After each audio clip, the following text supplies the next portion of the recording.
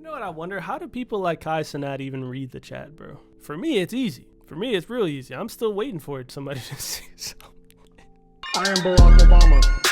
I am Barack Obama. Is it okay to share some tips on selling sample packs? Like if you were to start over and have 1 month until launch day, what would you do? My advice to anyone who will start selling samples in 2025 is to give up and pick a different career. I'm joking. But here's what I will say. There's two things you could do. You could either start an actual company where you have budget and marketing and all that kind of stuff, or you have to go the route that I did, which is become a personality. Because in my humble opinion, I haven't dropped a sample pack this year, but I'm just going to keep it a bean. My sample pack store, proudbyle.com, it is not doing numbers, bro. My l.dre drum kit series, it used to like make me a bunch of money, like immediately when I dropped it. It's not really like that no more. It still makes good money, but it's definitely not how it used to be. I chalk that up to two different things. One, me personally just falling off, I guess. And also, like, I don't make like producer content anymore. I don't make tutorials and stuff like that. That's perfect for marketing sample packs. But the second thing is, you might cringe when I say it, but AI, bro. Okay, let's forget about Splice, because obviously there's Splice and like Lander and all these other companies that are like taking up the market share of samples. But like AI and shit, bro. So like right now would be a really, really tough time to start over and start selling sample packs. I'm not saying it's impossible, but in my humble opinion, since now people can get any sound like at their fingertips with like Splice, $10 a month or some shit, or like there's all these AI plugins that can generate sounds that are only going to get better and better. And not even just me, but like not even as someone who sells sample packs, but personally, who are you buying sample packs from? The only people I'm buying sample packs from are artists that I like and I want to sound like them, basically. Like when Monty Booker dropped his sample packs, I'm like, oh hell yeah, bro. Everybody loves Monty Booker. He just makes the craziest unique beats, and you're like, how do I get to sound even close to that? So you buy his pack. Hopefully for me, people like the l.dre sound, so they buy my packs. People like Mad Keys, Kalen Ellis, Oh Gosh, Decap. We like their sounds, we like their music, so we buy their packs. I think that's the only way to sell sample packs in the future, because now any AI company can just build up a whole website and like start selling sample packs if they got a budget. Universal, UMG might pop out with a sample library that's completely AI generated. And since they have millions upon millions of dollars, they can do all that marketing and become one of the top platforms and shit. So yeah, sorry. I don't know if that was believed. It's not really a tip, but I'm just saying those are the two ways. You either have like a marketing budget to do it all with like ads and that kind of stuff, or you start making dope music, making dope videos, and then get people to become a fan of you to the point where they want to try to replicate your sound. In my head, and I'm not a genius or anything, but those are the only two ways I see people being successful at selling samples in today's day and age. Good or bad? I don't know, bro. I don't know. Do you really think you fully fell off? No. Bro, stop telling yourself you fell off. Whatever perspective to be true is true. You're right. It's subjective. In the last month, you're an inspiration to many. No, okay, look, I apologize. Okay, obviously, I still have a platform. You just have to understand the difference. Come on, bro. I had 1 million monthly listeners. Now I got 500,000. I don't have 10,000 monthly listeners. I don't have 0 monthly listeners. So, of course, I didn't, like, fully fall off. People would say I fell off. Like, you guys are my fans, so you wouldn't say that.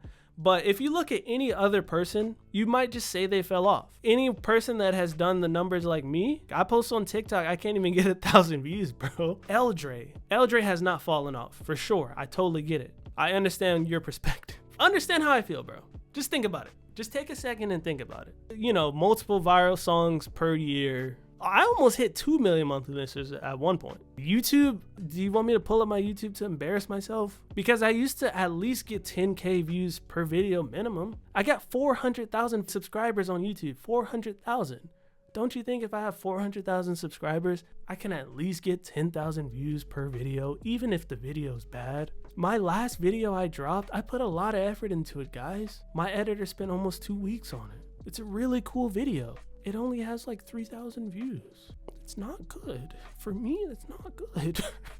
So it just is what it is. Like, again, obviously I want to be Mr. Positive, Mr. Optimistic, but we just got to keep it a bean. Sometimes people kind of fall off, but that don't mean I'm going to stop. That's the difference between me and so many other people, bro. You see so many people just disappear.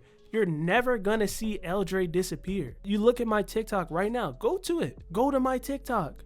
You'll see literally videos that are decent videos with only 500 views, 0 comments sometimes. And I have 700,000 followers on there. Even Instagram, you might see like 3 comments. And I got almost 200,000 followers there. So I'm just saying, you can see how a guy can feel like he's fallen off, even though he hasn't fully fallen off. You get me?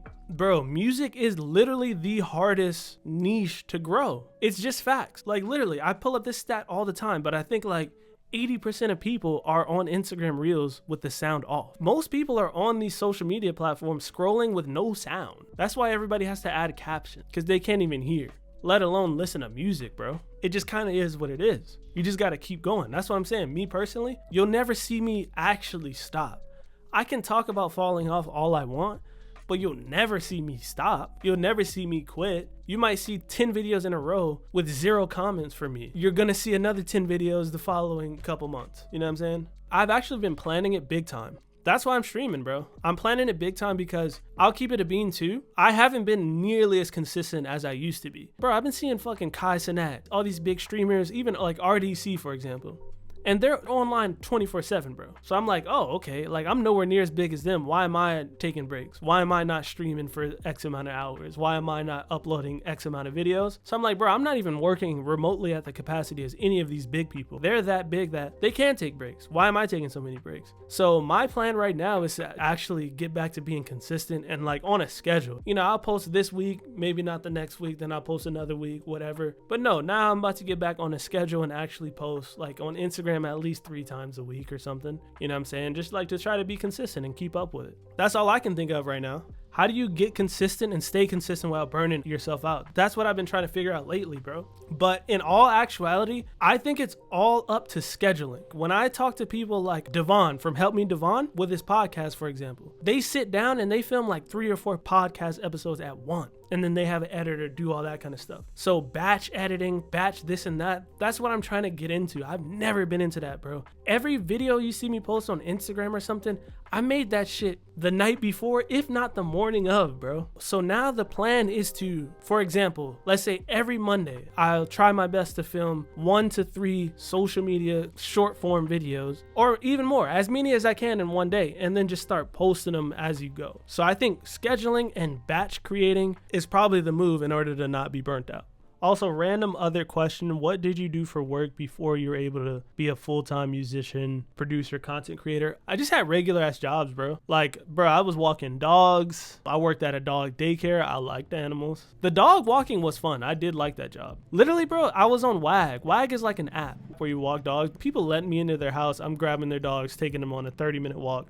And I was making like $200 a week or something. I felt like a baller, bro. I guess my real job right before I quit to do music full time, I was doing like e-commerce for a clothing brand where like I was just like taking photos of the clothes, putting them up on Shopify, running Facebook ads and shit for them. And yeah, that was my job. I was not qualified, by the way. I am Barack Obama. I am Barack Obama.